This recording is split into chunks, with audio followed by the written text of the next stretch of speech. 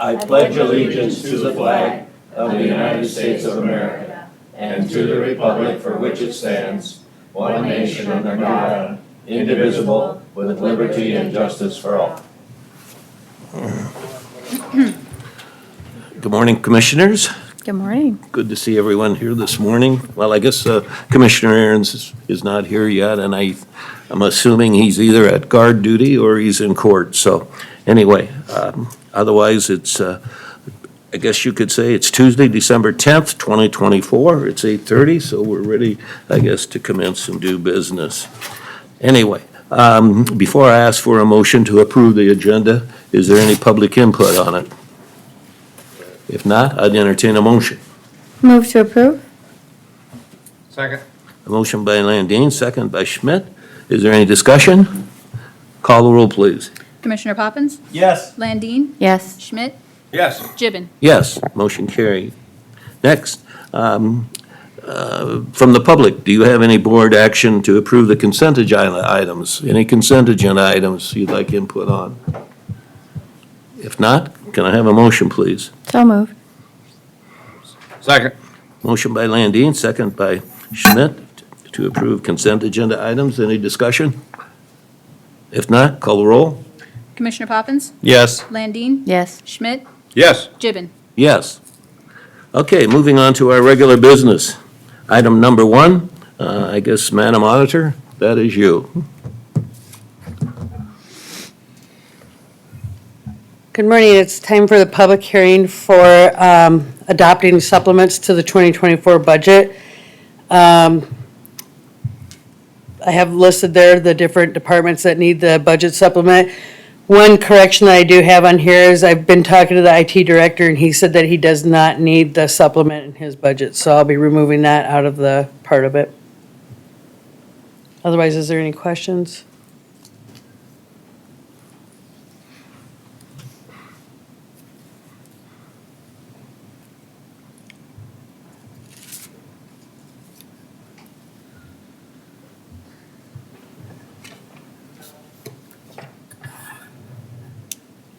The total amount of all of these is approximately how much? The total amount of the supplement, well, I don't have the total there because it's on different funds, but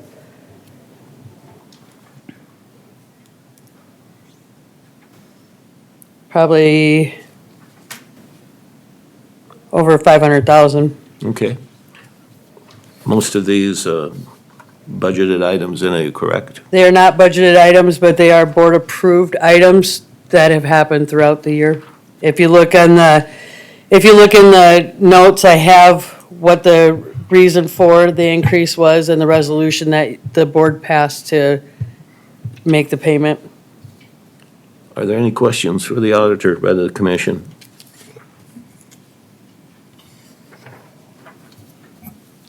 Okay, is there any public input on this? It's a public hearing. Pardon? Public hearing. This is a public hearing, okay, so we need to have proponents. Any proponents? Seeing any opponents?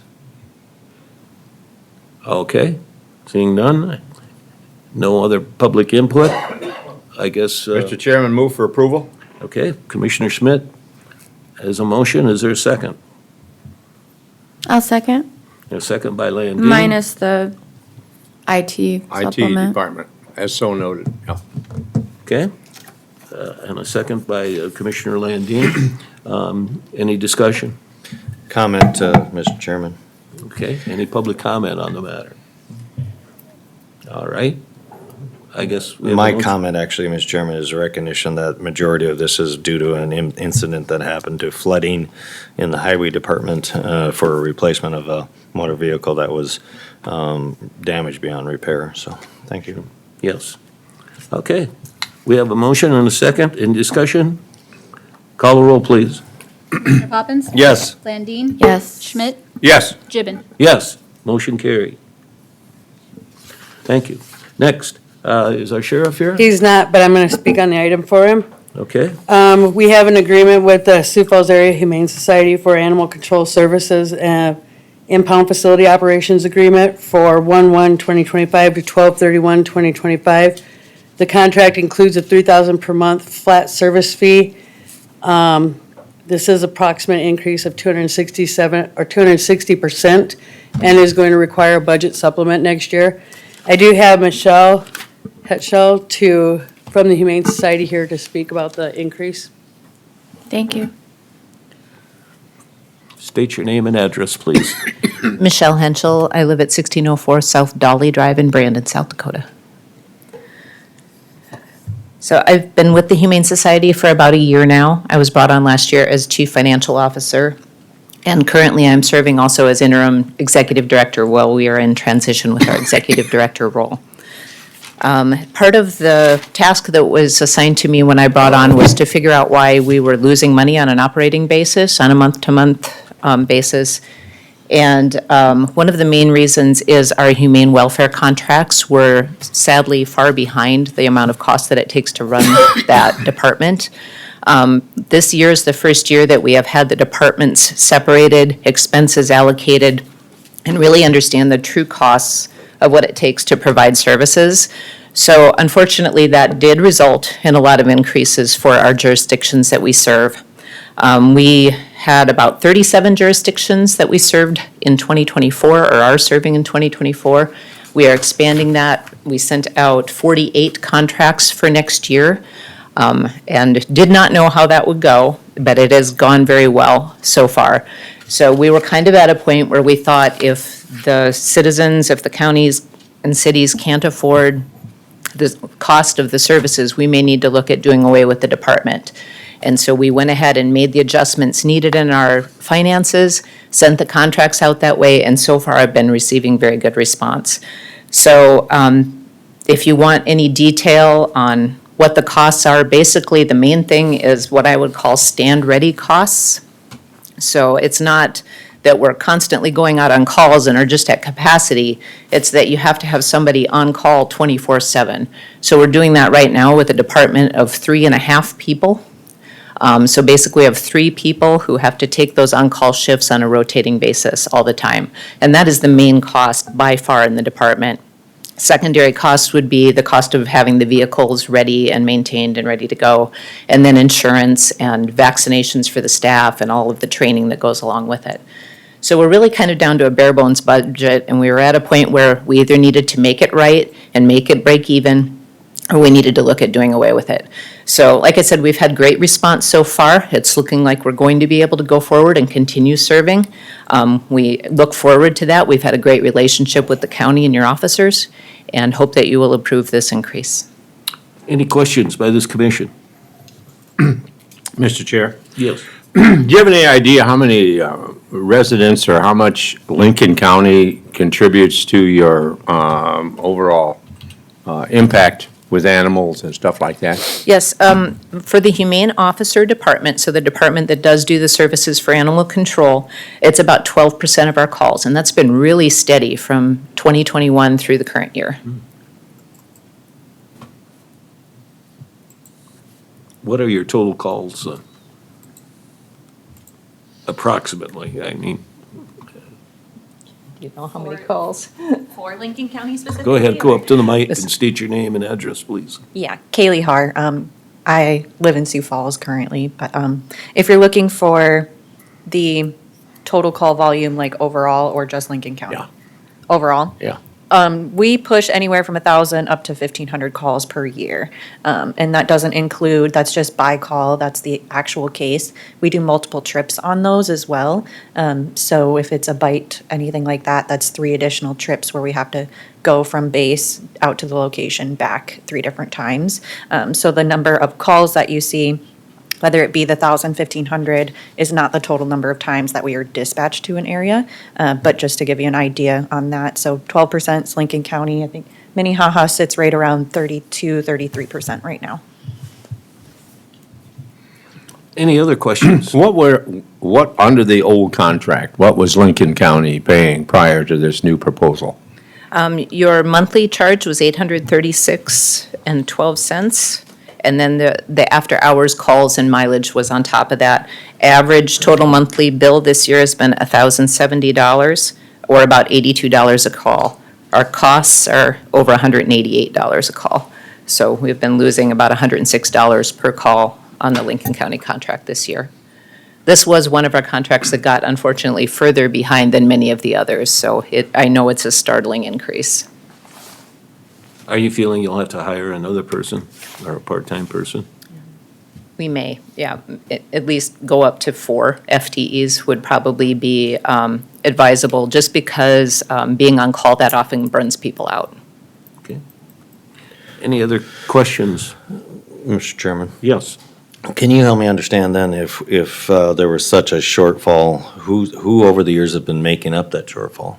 That's a good question. So we have been losing money, and the way the finances have kind of been operating is we get kind of a windfall gift every once in a while and tuck that away, and then we end up eating up that gift over the coming years. And so we've kind of been living by hope that one of those windfall gifts comes in every few years. And my job has been to try to stabilize things so that when those windfall gifts come, they can be invested, and the earnings help support this society in a more sustainable manner. Okay, any other questions or comments? Not of this person. There's some discussion, Mr. Chair. You got the calculator out there, Commissioner Schmidt? Yep. Okay. While we're waiting, is there any public input on this matter?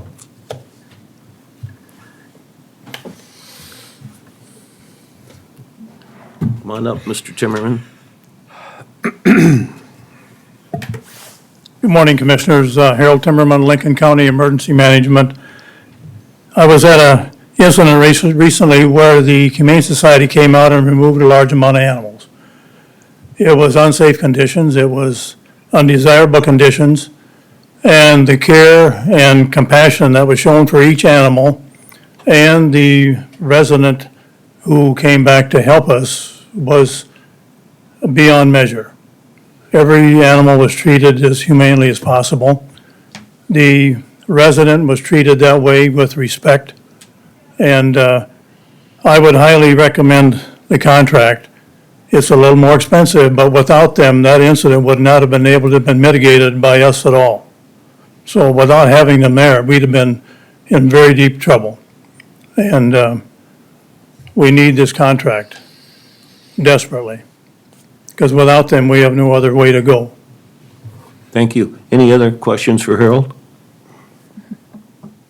Comments? Okay.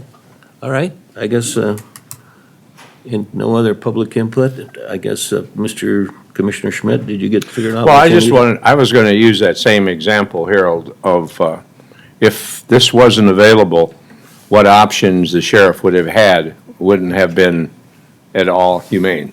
No, From the stand- would have not been able to get mitigated like. No. And it was taken care of in a very professional fashion, Yeah. so. Okay, we're asking board action on this matter. I guess I'm ready for a motion. I have one Mr. Chair, other question, but Okay, go ahead. I will have to have you come back to the mic. It's a question about finance. Okay. Basically, what was your shortcomings on average for the last 3 years about? The department has been running on a shortfall of about $10,000 to $11,000 a month, just for the Humane Welfare Department.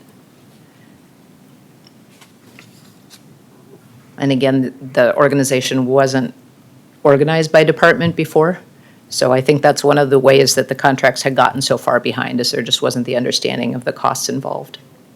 And are all the contracts going up at approximately the same amount? No, Lincoln County's had fallen further behind than the others. So I understand this large increase is not the same size increase percentage-wise as the other counties and cities, but we did take it based on call volume for everyone to be handling their share. So I believe Minnehaha County's contract went up 44%. And forgive me for not knowing this, is there any other funding from the municipality that comes to you from from Lincoln County? So Lennox, they have separate Yes, contracts they with have you? separate contracts, so your contract covers only things outside of the city limits.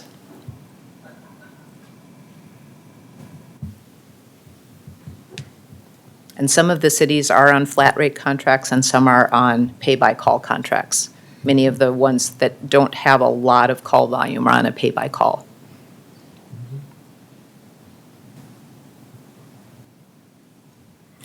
So, all right, just roughly, we're going to be looking at $36,000 plus the mileage a year.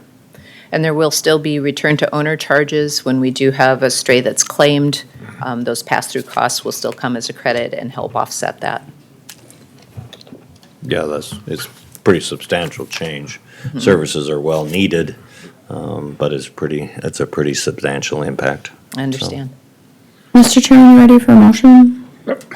I'm sorry. what You did- ready for a motion? Yes, I'm ready for a motion. I move to approve and authorize the chair to execute the agreement. Okay, we have a motion. Is there a second? Second. Okay, motion by Landine, second by Schmidt. Any discussion? Call the roll, please. Commissioner Poppins? Yes, Landine? Yes. Schmidt? Yes. Gibbon? Yes, motion carried. Next, okay, Madam Auditor. Next, we're got a board action to approve and authorize the chair to execute an agreement for detention services between Minnehaha County, Lutheran Social Services, South Dakota, and Lincoln County for the period of January 1st, 2025 to December 31st, 2025. This year, there is an increase of 8.58% on the daily rate, while shelter care, community supervision, and evening reporting center is 2.4. Jamie is here to speak on the happenings of last year. Good morning, Commissioners. Jamie Gravitt, Director of the Minnehaha County Juvenile Detention Center. The increase mainly has to do with the full years of interest on the new construction. Our operational cost is about $402 a day. In speaking with my matching person out in Pennington County, they're at about $405 a day. They have no construction costs. So we're hitting it pretty close to the number that we need to be at. Just some information on numbers comparing 2023 to 2024. In 2023, you used 489 beds at JDC. You had an average daily population of 1.34 youth a day. At Arise, you used 508 beds, average daily population of 1.39 kids a day. So far through November, you've used 669 beds at JDC, average daily population's 2 kids a day. And Arise, you've used 208 beds, an average of 0.62 kids a day. So you can see there's been some differences between 2023 and 2024. As far as community supervision goes, your days used are up 10%, and the average length of stay is up 5% as comparing those 2 years. I'd be open to any questions that you have regarding the contract or the services that we provide for Lincoln County. For the public that are here, what are you talking about when you say detention services, just to inform them? So we have juvenile detention center. It's the most secure services for youth in custody. We also contract with Lutheran Social Services to provide shelter care services. Those are usually for a lower risk kid or a child in need of supervision type kid. We provide community supervision. Those are kids that are still going through the court process but don't necessarily need to be in detention but need a little more supervision, usually have an ankle monitor on, those types of things. Our officers are going out and checking on them all times of day, weekends, holidays. And then finally, there's evening report center services for the Lincoln County youth, but they have to go to a Sioux Falls school, which tries to fill those troubled times between after school and about 8:30 at night. So they go to the center, they are fed a meal, they get homework help, they get help finding a job, those types of things. Are most teenagers? Most are, yeah. You have more males than females, or Of about the course, same? yeah. Our female numbers have been up higher this year. We don't know why that is, but mostly males by an overwhelming number. What's the average age? 15, 16, 15, 16? yep. Mr. Chairman, may I? May I? Yes. Thank you. Jamie, is there a way to get these increased numbers or percentages any earlier in the year when we're doing our budgeting? Or does it not work with your fiscal plan? I can give you year-end numbers and year-to-date numbers. But I mean, just the percentage increases, I mean, because we can see where it's trending just based on what we're spending, but the actual increase in the cost, so we're not getting too lopsided on our budgeting for the item? I can try. That's all I'm asking, I'll if there's a way work to with do our it auditor earlier. to try and get an idea. That's usually how we do it. We use the same formula that they use for the county jail to do their bed rate. Where you see the large difference in cost of juveniles versus adults is, it all has to do with ratios that we have to maintain that jails don't have to. So for every 8 youth that we have in any room in the building, we have to have 1 staff per 8 kids. So it makes it a lot more expensive on the staffing side of things. Sure, thank you. Mr. Chairman, Yes, go I ahead. yield to Commissioner Schmidt. I know that, I always like to ask a question, but do you see trends of why these young men and women are coming in? Is it due to any one particular thing? Is it drugs? Is it shoplifting? Is it lack of parenting? Is there any trends that you have seen? The drugs are still a big issue. We're still seeing a lot of meth. Unfortunately, the big trend that we've been seeing is stolen cars with weapons in them. And then those weapons get into the hands of kids that don't think right. And we have incidents like what we had at the mall on Friday night.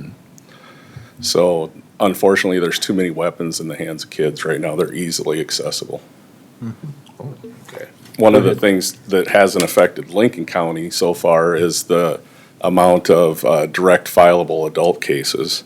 If a youth is 16 or older and they're charged with a high-level felony like murder, manslaughter, first-degree robbery, first-degree burglary, first-degree rape, those types of things, they can be direct filed into adult court.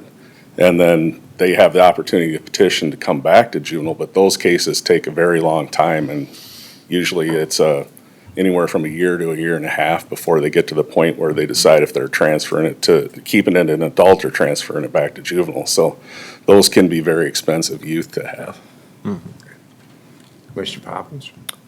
Thank you. My question, forgive me if I had missed this, but did you break down by chance the fixed facility costs versus operational costs in the fee structure at all? We didn't, so basically 402 out of that 497 is operational. The rest is going for the new facility. So it just breaks down that the severity of it is the back to your ratio, and the number of personnel and. Correct. About, if I remember correctly, about 85% of my budget is personnel. Any other questions?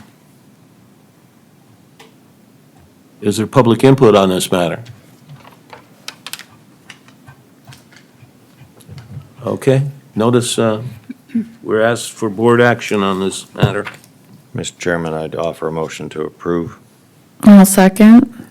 Okay, there's a motion by Poppins, second by Landine. Any discussion? Okay, Alicia, call the roll, please. Commissioner Poppins? Yes. Landine? Yes. Schmidt? Yes. Gibbon? Yes, motion carried. Mr. Chair, one quick question. How's your construction coming on that new facility? Thank you for that question. We're on track to, as far as construction goes, it's a 2-phase project. The first phase is basically housing units, education, recreation, medical, and intake. That is scheduled to be complete in August for us to move the kids into that part of the facility. When that happens, then they'll tear down the existing facility and build phase 2, which is mainly admin and court space. Okay. All right. So total completion is supposed to be, I think, October of '26. For the public, tell them the location, would you? Sure, it's at 4200 Southwest Avenue. If you're going south on 229, it's just before the Western Avenue exit, kind of close to Lifescape and Glory House, if you're familiar with that area. All right, thank you. You're welcome. All right, item number 4, Mr. Anderson. Yeah, Paul Anderson, Commission Admin Assistant.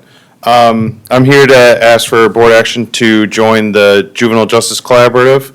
to sign the memorandum of understanding to join it. This is a collaborative with Minnehaha County. It involves, and the Second Judicial Circuit. It involves judges, state's attorneys, sheriff's office. My understanding is that our own state's attorney and our own sheriff are going to be signing and joining this. It is a work group to share trends and tactics and come up with best practices, basically anything related to juvenile justice, to figure out how do we combat some of these issues that Jamie was just up here talking about. I think the work group meets about once a month or once a quarter, and they get presentations from interested parties. They discuss trends. They discuss diversion tactics, basically anything that is related to the juvenile justice world. Okay, any questions for Paul? No, I've actually already been sitting on that collaborative, and we just had our recent meeting. It was very informative. It was a big group of people working to figure out, juvenile justice and better ways to do things.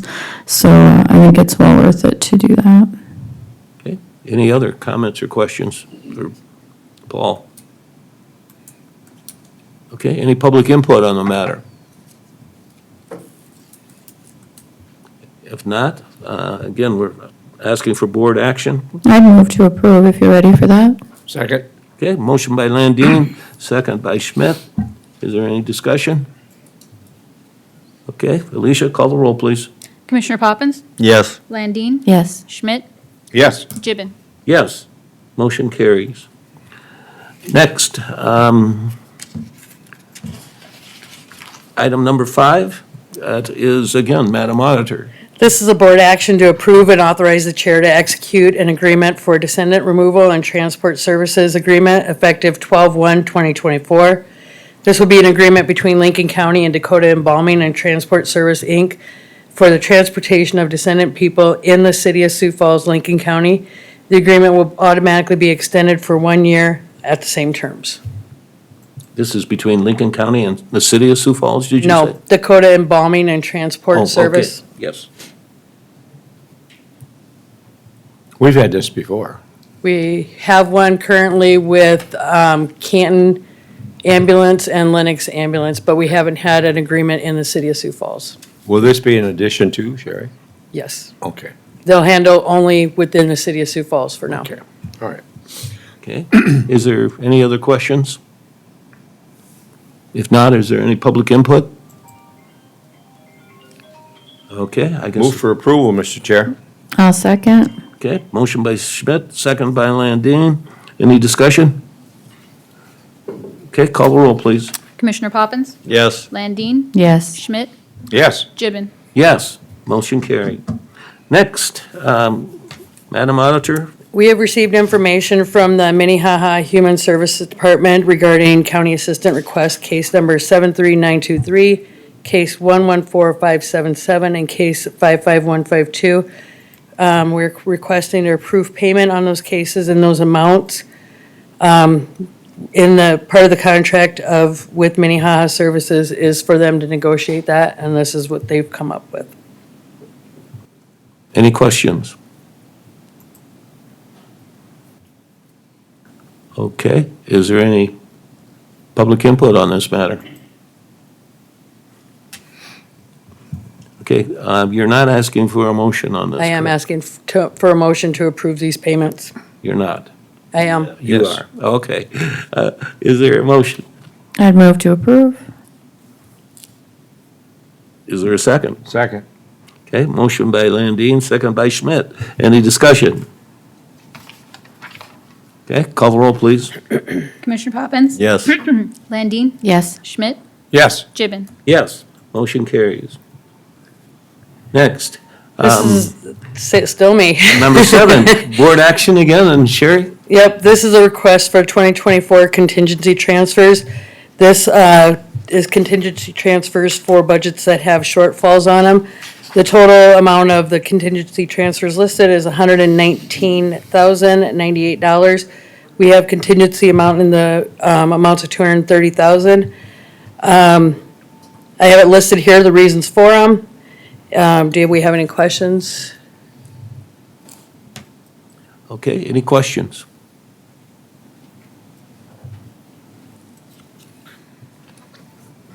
None? I guess any public input? Okay, I guess I'm ready for a motion then. Move to approve. A motion to approve by Landine. Is there a second? I'll second. Okay, Commissioner Schmidt seconded. Can I ask a question any prior discussion? prior to the vote? Sherry, just so people understand, this contingency money is set aside in a budget for G's items because while you budget as close as you can, sometimes issues happen, things happen that causes a budget shortfall. And this is kind of the shock absorber that we prepare a budget to accommodate. Yes. Okay. For that explanation. Okay, Sure, Madam, or Mr. Chair. yes. Not the question directed to you, but you may know the answer, the shortcoming in revenue for the 911. Any clear explanation on that? Absolutely. So what we did is, we did the 911 contracts, we budgeted 450,000 in revenue, and it was not that much in actuality. So when we budgeted the 400-some-thousand in revenue, then we didn't have to transfer as much cash at that point. Well, after reviewing it, we realized that we overstated the revenue on that. And that's been adjusted for our next budget then, or is?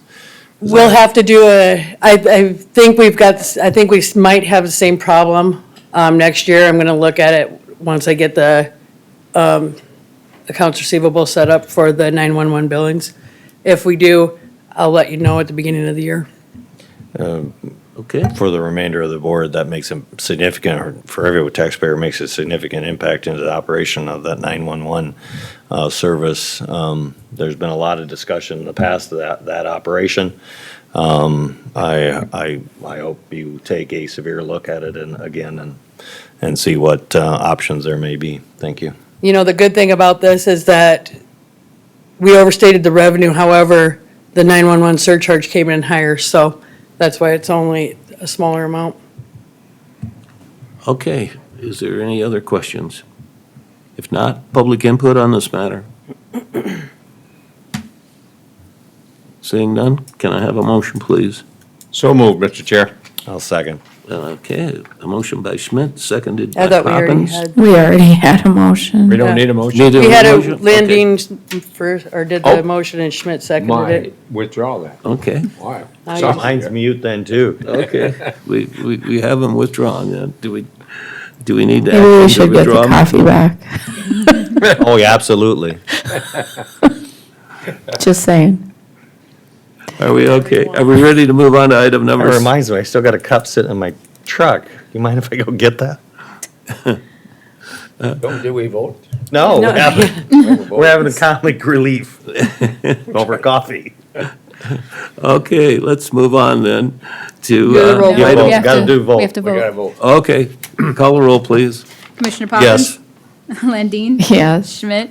Yes. Gibbon? Yes, motion carried. Sherry, what happens to the contingency if we don't spend it? Nothing. It goes back into the budget, doesn't it? Well, nothing goes back into the Yeah. budget, it's just done. Yeah, it's just an item, so. Yep.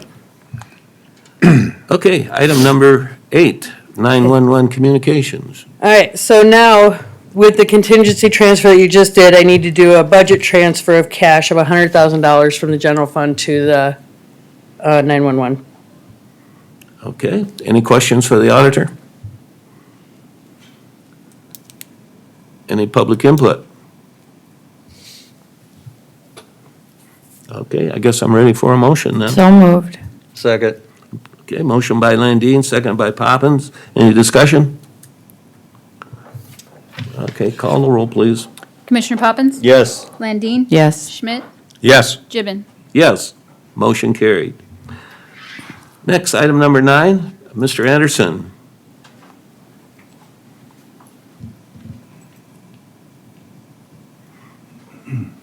Paul Anderson, Commission Admin Assistant. This is an item from we had taken up a couple weeks ago, with distributing the national opioid settlement funds. This would be keeping the same plan as a couple weeks ago and with contingent on a return national opioid settlement fund use agreement. Any questions for Paul, please? No other questions for Paul? Paul, do you know, this was the full list of approved entities? Yes, that this was the full list of approved entities that had responded to the auditor, I believe is the way that it was described a couple weeks ago. There's a list from DSS that lists approved opioid treatment facilities, and these are from that list and had responded to our auditor. Okay, any questions? I guess, yeah, Mr. Chairman, I do. I had the opportunity to visit with majority of these entities over the last couple days. And I had a question as to the rationale or why we were, why, they're all deserving. It's just a matter of there isn't enough money ever for treatment and or prevention. I would have, I guess, in myself, after having the opportunity to visit with some of these, maybe made some changes. I think there's probably a very logical way that this was distributed. But my point being that I would like to kind of have an idea what that rationale was. And then we could, I think, come to terms with why one entity is getting additional funding over another entity, so. Okay, any other comments or questions for Paul? Mr. Chair? Yes. Excuse me, please, I'm not standing up because of any other reason, but there is a new knee attached to this left leg, and it is barking right now, so pardon me. When we have monies like this to be able to donate or to give to various nonprofits, I was privileged to run a nonprofit for over 2 decades and have written I don't know how many different grants. And I think there was discussion last week or 2 weeks ago on having RFPs sent out to various organizations that how they would spend this. Well, there's a lot of implications on that particular one, because when you start that, how are you going to evaluate? Is it monies for new projects? Is it monies for existing, their overall operation? But Commissioner Poppins, and I'll give you full credit on this, Commissioner, I'm not trying to pirate this idea from you. I think what we should start is we should have a couple of commissioners sit down and evaluate all of those organizations that we do give this money to evaluate their overall effectiveness and how that would be done. So I think that's probably the best way, and that way we keep track of what is our priority. Is our priority young people to keep them out of prison for parenting? Is it for victims of rape and incest? Is it for alcoholism? Is it for rehabilitation for men and women that are coming out of prison, for organizations that help them come into regular society? So there's all kinds of these wonderful organizations that do need support. And I think we should vet them and see and stretch those dollars and make the maximum use you can. So that's my sermon, Mr. Chairman. But Okay, thank you. Any other questions or comments for Paul in regard to this matter? Paul, you'll be the reporting mechanism then for this. You'll Yeah. request the information on how the funds were used. Yep. So the auditor transferred all of the information over to me. I have signed use agreements from all but a couple that I'll be reaching out. And again, the transfer is contingent on the signed use agreement, which I have pulled up here. And then, so I will be taking over the reporting mechanism from the auditor for this section, for this item and these payments. My initial thought, I guess, and I appreciate all the work that our auditor put into to doing this, and as it was presented on the agenda last week. I'm just curious what anybody's thoughts are, since this is, I guess, our first, I don't know if it's our first go-around doing this. I feel like we've been doing it, but, and just distributing it. But in any event, if we just divide it out evenly, it's $7,500. for each entity, and if we're gonna make it fair, that I would be in agreement to doing that. And if not that, then I would, prefer to accept, the distribution that our auditor prepared. Okay, any other comments by the commission? Any public input on this matter? Okay, I guess, again, we're looking for board action, so, Mr. Chair, if there's a desire to take the time and visit with these entities as, with two commissioners, I think that's a time well spent of the commissioner's resource, because there's a lot of uniqueness from every one of these entities as far as how their budgets work, how they just utilize the money, whether it's from somewhat prevention to housing post treatments. And there may be, some rationale developed for how somebody may need to have it. For instance, one entity is owned by a for-profit healthcare facility. So that may make an impact, I think, into a decision of how funds like this should be distributed. So I would encourage that two commissioners spend the time, get to know these entities, and try to come up with a system to distribute it. I know that there is somewhat of a time crunch or a desire to get this money out, so it can be utilized, which is important. But that would be my opinion today, so thank you. Commissioner Poppins, what timeline are we on, do you know? Paul, that would be a question for Paul. I Okay, think we would want to get them out in fiscal year 2024, but I would need confirmation from the auditor on that. okay. Commissioner Poppins, I agree with the two commissioners. From my standpoint, at this juncture, I think we should get the money out and be done with it, and then implement the two commissioners to evaluate for future distribution, if that Once would the- be a meaningful compromise. Well, that's what I'm thinking as well. I mean, once we have the reporting mechanism in place and they've actually reported on what the funds were used for, I think we'll have a better understanding of that. You didn't bring any distribution in all your talks with them? You didn't have a proposed distribution? Not at all. I Okay. took it upon myself just to learn about what they do, how they utilize their funds, and where they receive their funding. And there are significant differences. All have the objective to try to treat, and they all do great things. It's just that we have a limited resource. And then you throw in the aspect of the percentage of individuals out of Lincoln County into their mix. There are significant differences that probably should play into it.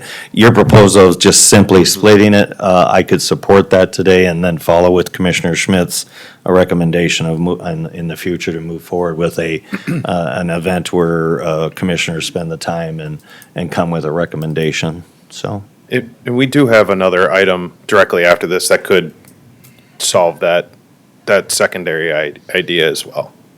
Yep, thank you. Item number 10, you mean? Tiffany, if your motion, I would second that. Yep, if we're ready for it, that would be my motion to distribute it $7,500 to each of the entities. I'll second that. Okay, motion by Landine, second by Poppins. Any discussion? Okay, do we all know what we're voting for? Yep. Okay, all right, call the roll, please. Commissioner Poppins? Yes. Landine? Yes. Schmidt? Yes. Gibbon? Yes, motion carried. So this directly relates to that again. I have the item as board action to direct the commission office to create a process for the allocation of the National Opioid Settlement Funds. Based on discussion earlier, that could also change to being some kind of smaller work group that creates that process and discusses that. So basically, however you guys would like to set that up, we can get working on that for the next year. Okay, so you're not requesting board action today, then? No, I would request board action and then, but, so my item here would have, the commission office, myself, create the process. And then based on the discussion you guys were having before, we could always do something instead of the commission office do it, just set up some kind of committee with 2 commissioners. Again, that could be directed by the commission office. I could coordinate with you guys and find who has the time and desire, and we could, work together to create a process. Mr. Chair. Yes. I think this is a valid way of trying to move forward with this, but we do have a new board that will be in our seats. I would recommend that this item be brought up in one of your first meetings in January with the new board. Okay, that's But good input. I would say, Commissioner Poppins, I agree with you, but I think we could have board action to initiate this process to begin, which doesn't eliminate any new commissioners from coming on. It's just that now we have a process that we're going to be executing for 2025. Yeah, if you would like, you could Yeah. create it as something that gets set as part of your first meeting of next year, when you set the boards in committee. And then if you approve it now, then I could start drafting up creating some of the framework and some of the initial work, so that when the positions are selected in 2025, then we can hit the ground running, if that's something you would like. Okay, so. I think this is a great job for you to start creating and how to allocate this money. I think once we get the reports back, if you can compile that into how the money was used by each of these different entities and bring it to the commission with a recommendation, whether you meet with one or another commissioner to get their opinions, I would leave that to you. And go from there, so we can take board action on it once that's done. So I could support a motion to direct our commission office to start that process. But public input. Okay, is there any public input on this matter?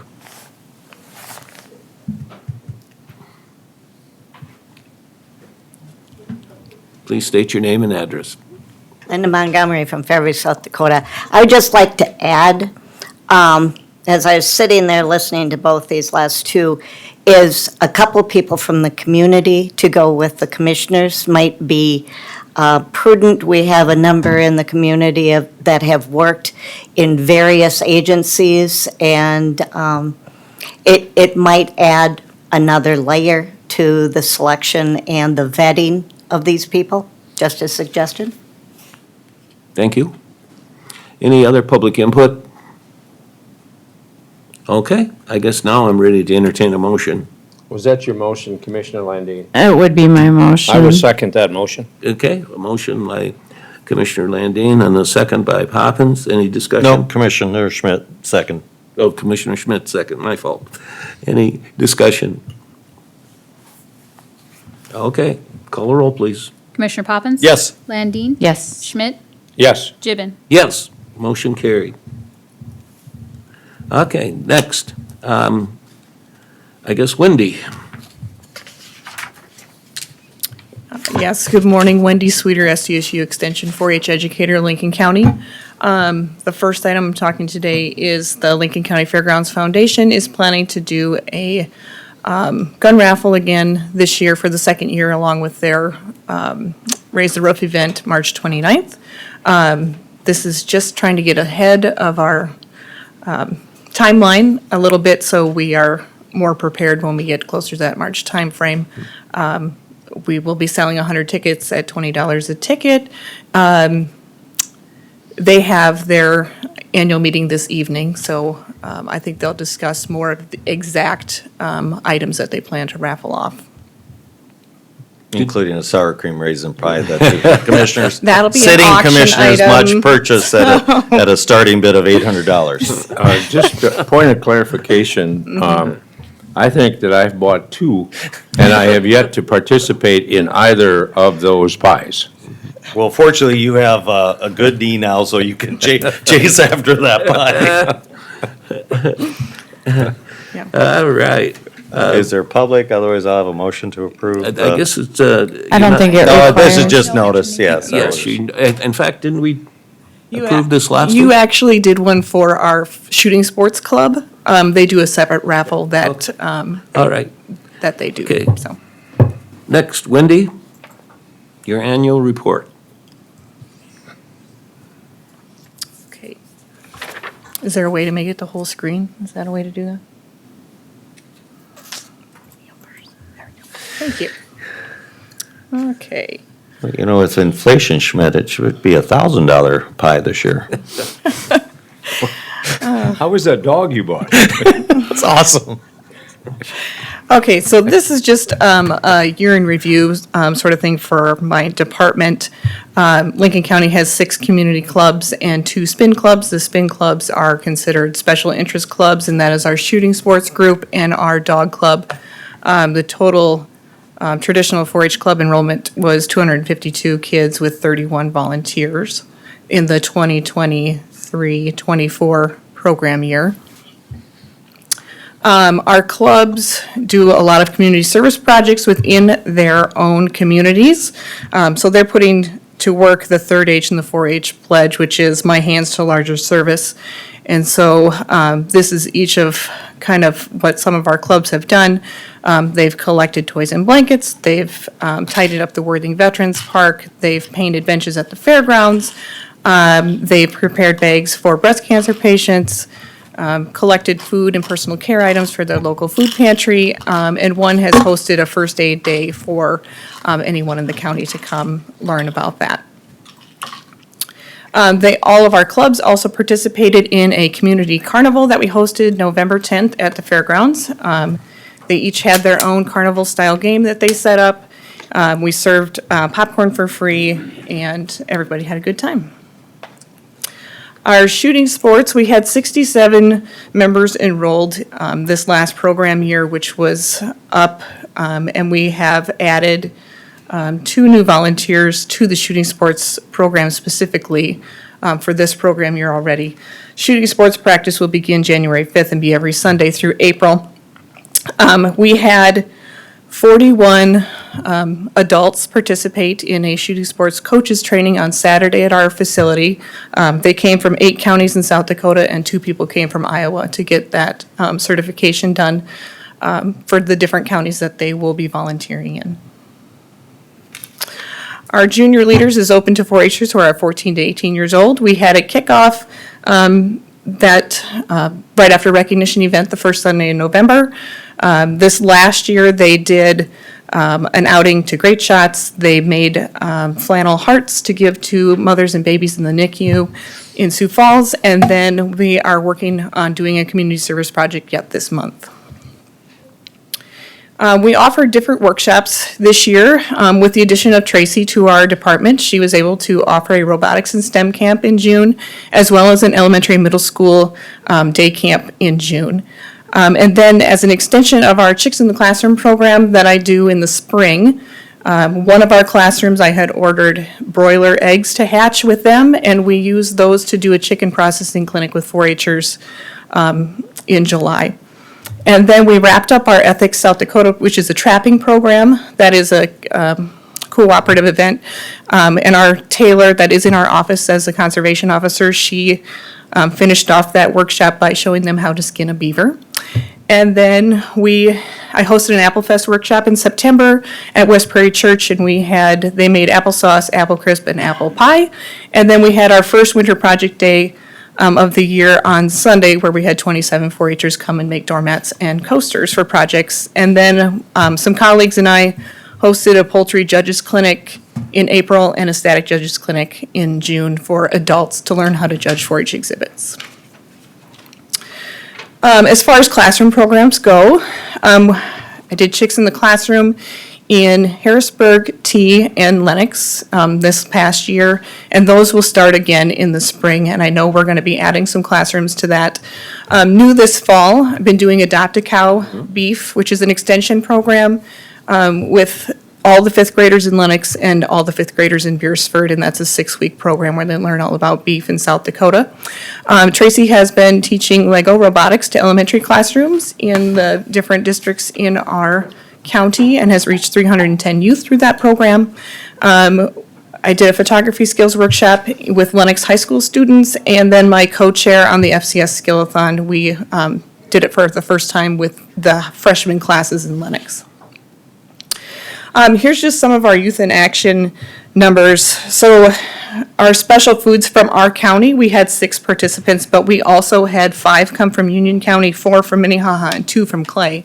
And when that happens is when those kids are not at that event in their own county, so it works for them to come to ours. So we are able to host them at our contest. And Fashion Review, we had 36 participants, but we added 2 more to that number from Minnehaha County and Union who were unable to do it at their county.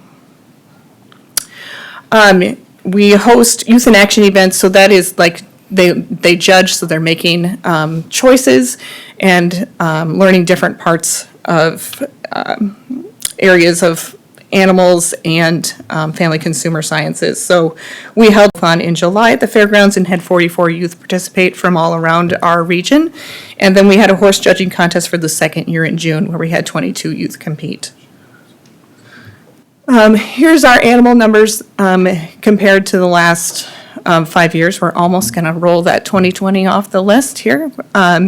So we are fairly steady. We saw a decrease in our poultry and rabbit numbers, but we had a couple of kids who would bring large numbers of animals graduate out of those project areas. So our dog project, we continue to cooperate with Minnehaha County. We host the practices at our facility year-round. So we usually have a meeting once a month during the school year and then meet every week in the summertime for them to practice. So we have 2 coaches that come from Minnehaha County, and we added a new person from Lincoln County this past year. So we have kids, the numbers on here are just the ones that participated in the actual county dog show versus, it's not everybody that has come. We have 15 members competing at regional rodeos all over the state, and that includes just a handful of Iowa 4-Hers because Iowa does not have 4-H rodeo. Our static exhibits were down just a little bit this year. That kind of tracks with the other counties in our general region, but our state fair exhibits we brought were up. As far as livestock numbers, our state those that brought state exhibits to state fair were down just a little bit, but we had great results. This year we had Kiana Hazel had the champion overall breeding heifer at the South Dakota State Fair, which is a big accomplishment for anyone, and so that was good news for our county. Our Youth in Action, we had the champion fashion review person for the junior division as well as the champion poultry skill-a-thon for the senior division. This year, this doesn't happen all the time. We had members compete or attend national events. So we had 2 from Lincoln County compete on this National Family Consumer Science Skill-a-thon team and went to Texas in January. I accompanied as a coach. They were second in life skills, which was an event we do not do here in South Dakota. And so that was pretty exciting that they did that and placed 4th overall. And we had 2 members from Lincoln County along with 2 from Turner County compete at the National Land and Range Judging Contest in Oklahoma City in May. And we had 1 member compete at the National Shooting Sports Championship in Nebraska. And then we had 2 youth attend the Citizenship Washington Focus trip in Washington, D.C. this summer, and we will send 2 more again this next year. We held our recognition event November 3rd, and those are the ones that we honored this year. My national and state involvement with 4-H, I'm on 3 state committees for different events, as well as serving the secretary for our Professionals Association for the state. In October, I traveled to Boise, Idaho for the National Professionals Conference, and where I earned our Achievement and Service Award, as well as the National News Story Award. So that was a great conference to attend, met a lot of different people, and got some new programming ideas that hopefully we can implement this next year. Just touching on the Fairgrounds Foundation, these are our officers. There's a meeting tonight where that might change, but that's who's serving currently. And then at the end of 2023, the foundation was able to pay for the building of the sheep and goat barn and the rabbit poultry barn, and then the swine and cattle barns were put up by May of this year. And the electrical and concrete work was done this summer, and the water project was finished by mid-July. We held a ribbon cutting to kick off Achievement Days, and then, as you guys know, we will have our fundraiser at the end of March to continue fundraising for further improvements at the grounds. Here is a screen full of all kinds of things that have happened at the grounds over the last year. So different 4-H things, different pesticide testing, different meetings from all over the place. So, here you go. When are you gonna put that back? Which one? The one you just had? This one? So those are all the activities at our 4-H grounds. Yep. That's pretty remarkable. When you look at each month by month, from what we had before to what we have now. Quickly, Wendy. With our old facility, how many of these events did we host there? We had no shooting sports there. No clubs met there. We had dog practice only in the summer. Leaders' meetings were here at the courthouse. Open class meetings were here at the courthouse. We didn't hold any of the skillathons there. No township meetings, no CFDL meetings, so. Wendy, your shooting activities, are you done with pellet guns or BB guns or? So what they do in the January through April timeframe is they do archery, BB gun, air pistol, and air rifle. And then in the summer, they do muzzle loader and trap, Okay. so. Any other questions you have for Wendy? Mr. Chairman, just a statement whenever. Wendy, thank you. All of your leaders, thank you. This is quite an accomplishment, and I'm glad to have been a small part of that. I will share you a quick story. I had the opportunity to visit with some young professional leaders recently, and after the presentation, which was Education and County, which I spoke briefly about, not briefly, but a little bit about the role that 4-H in education and the impact that that can have on the youth and trying to be a guide for them for the future. We talked about opioids and how any impact that we can have earlier in life is a wonderful thing, and I think this is a vital part of that. I was approached by one of the attendees, and point blank, she said, the impact of her and her family's decision of where to buy a home was based on this endeavor that the county has partaken in purchasing and making a future for 4-H. So it makes an impact. You're doing a wonderful job. The 4-H leaders are doing a great job, and I want to personally thank you and every one of them. Thank you. Thank you. Yes, any other comments?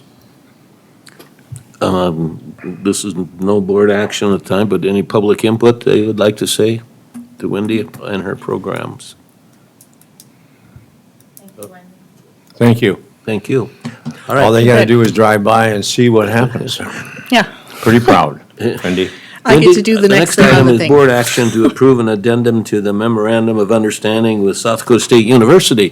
Can you tell us what that's all about? Yep, so this is an annual agreement between the county and SDSU, and this is just an addendum this year. Last year, it was a longer document where they had made some changes, so the addendum just has changing what they're calling people in my position to be from youth program advisors to SDSU Extension 4-H educator, your county, as well as they're going to implement a regional youth educator structure that they haven't specifically said yet, but that is how it is in there. So that's just the addendum to the Okay. Any MOU. questions or comments you have for Wendy in regard to this? This is done annually, is this Yes, correct? yep. Okay, any public input on this matter? All right, then I guess I'm ready for a motion. I move to approve. I'll second. Okay, a motion by Landine, a second by Poppins. Any discussion? Okay, call roll, please. Commissioner Poppins? Yes. Landine? Yes. Schmidt? Yes. Gibbon? Yes, motion carried. Next, moving on, we have Mr. Floyd.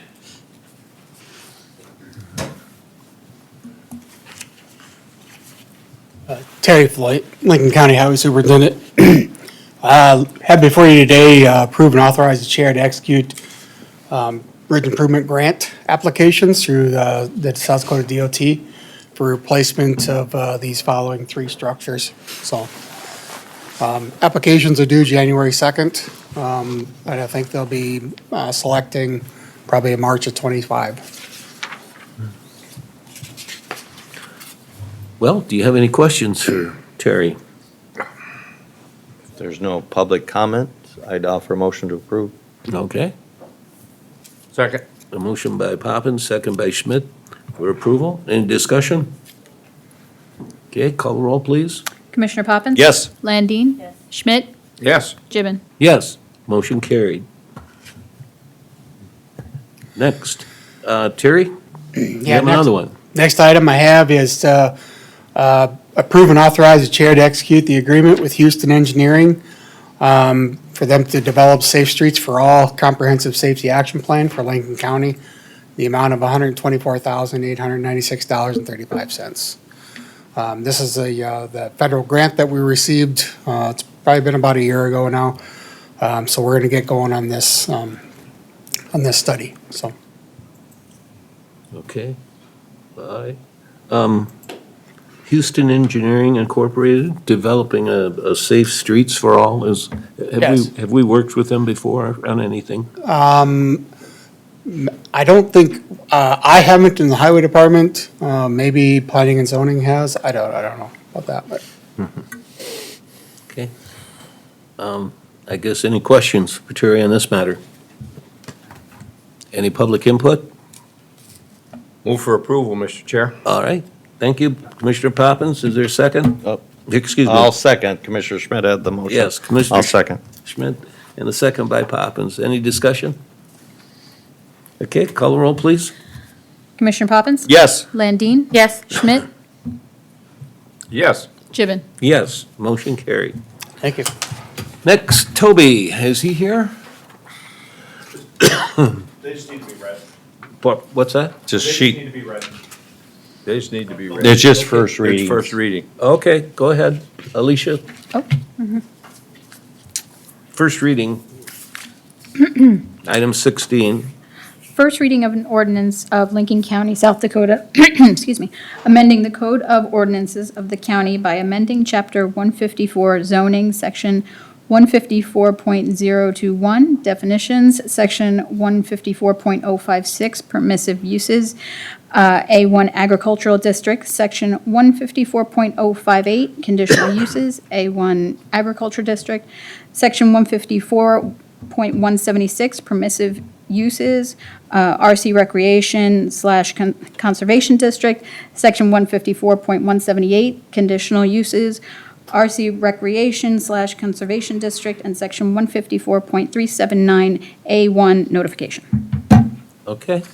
Any, this is just the first reading, so. Have we set a date for the second meeting?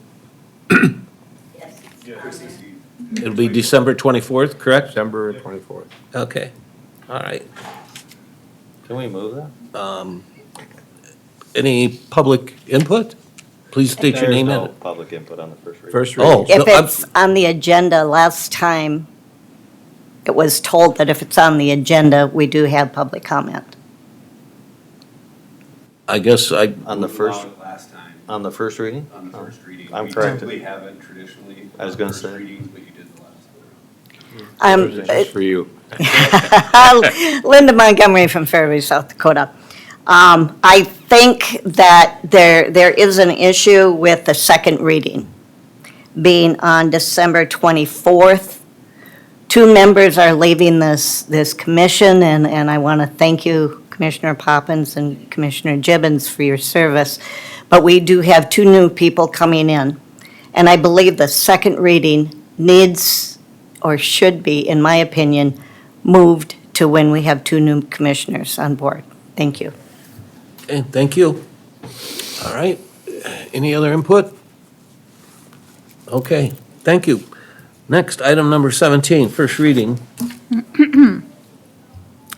First reading for an ordinance of Lincoln County, South Dakota, amending the Code of Ordinances of the county by amending Chapter 154.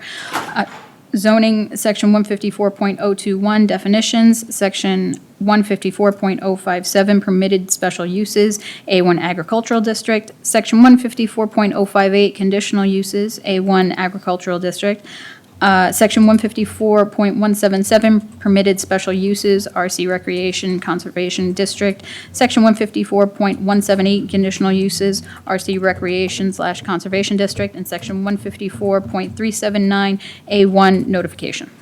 Okay, thank you. Any? Go ahead. I guess we're Just keep it letting you going. speak.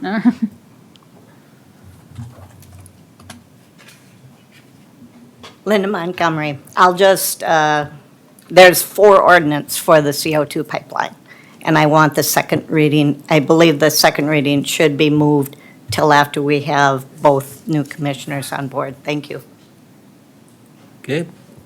Go ahead, Alicia, read the next first reading, please.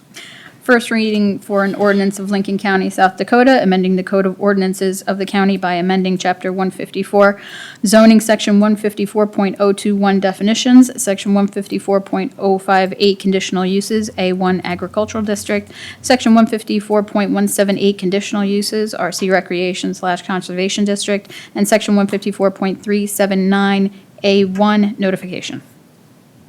Okay, thank you. Any other? Okay, then let's go on to the last first reading, please. First reading for an ordinance of Lincoln County, South Dakota, amending the Code of Ordinances of the county by amending Chapter 154, zoning, Section 154.021, definitions, and Section 154.136, permissive uses, I-1 light industrial district. Okay, thank you. No other public input? Yes, we do have.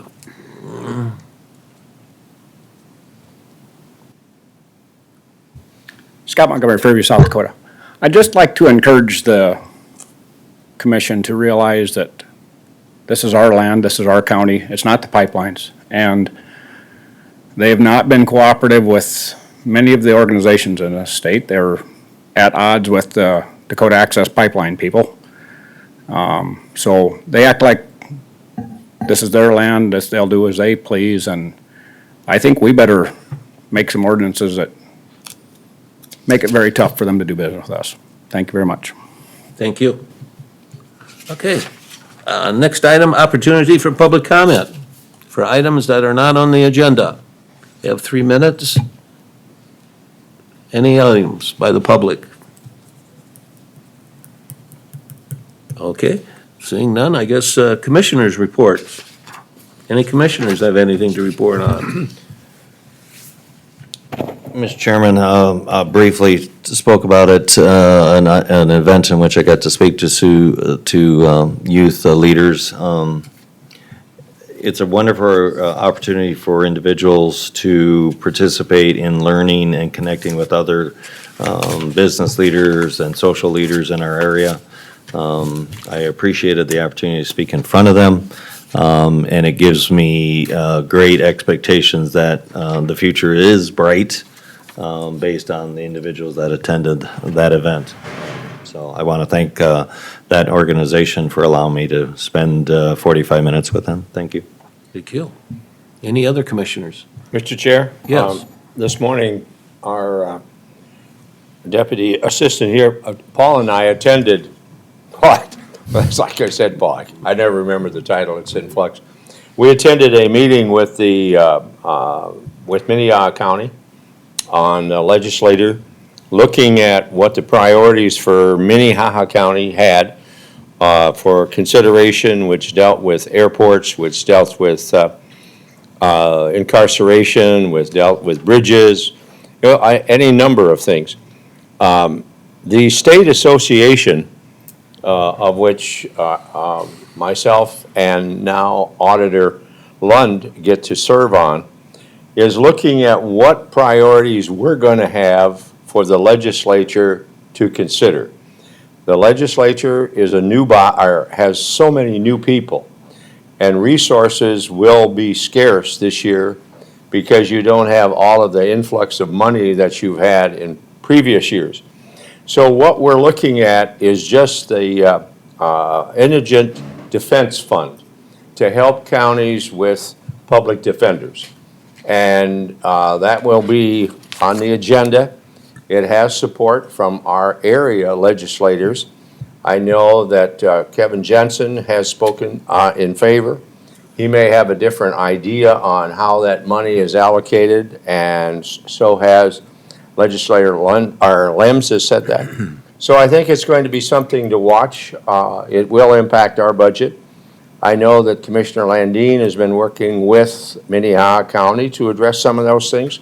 So we're not going to have a big agenda item for the commission, or for the state legislature to enact any amount of money for counties to assist in our daily budget items. Okay, thank you. Just one note, again, Commissioner Landine and myself, we will be Zooming a meeting Thursday with progress of our Justice Center, with those directly in contact with it. And again, visibly, as you go by, you can see that definitely making headway out there. So it's nice to see that, and so on and so forth. So anyway, we do have executive session, Drew. Item number 2, consulting with legal counsel or reviewing communications from legal counsel about proposed or pending litigation on contractual matters. Is that correct? South Dakota Code Law 125-23. Do I have a motion to go into executive session? So moved. Second. Motion by Landine, second by Schmidt. Any discussion? Okay, call the roll, please. Commissioner Poppins? Yes. Landine? Yes. Schmidt? Yes. Gibbon? Yes. We are now in executive session. Executive session. Second. Motion by Poppins, second by Schmidt. Any discussion? Call the roll, please. Aye. Landine? Yes. Schmidt? Yes. Gibbon? Yes, we're out of Move executive to session. adjourn. Okay, second? Second. Okay. Call the roll, please. Commissioner Poppins? Aye. Landine? Yes. Schmidt? Yes. Gibbon? Yes, we are adjourned. Thank you.